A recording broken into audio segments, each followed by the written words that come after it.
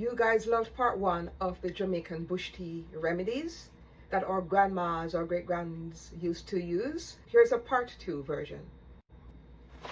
Moringa tea. We call it the miracle tree. Packed with vitamins, boosts energy, and it fights inflammation. I've had it different ways. I've had it as the pod, right off the tree, dried.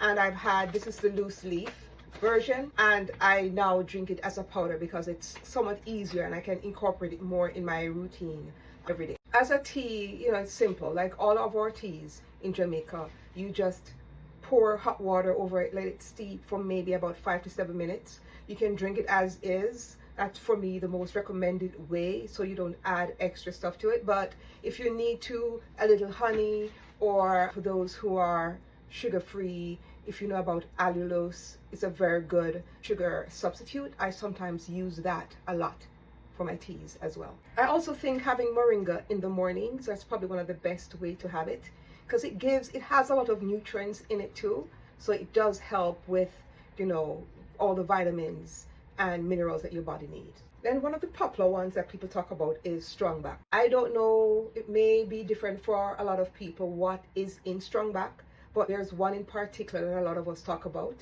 and I think the name is, I think it's desmodium or tic trefoil, something like that.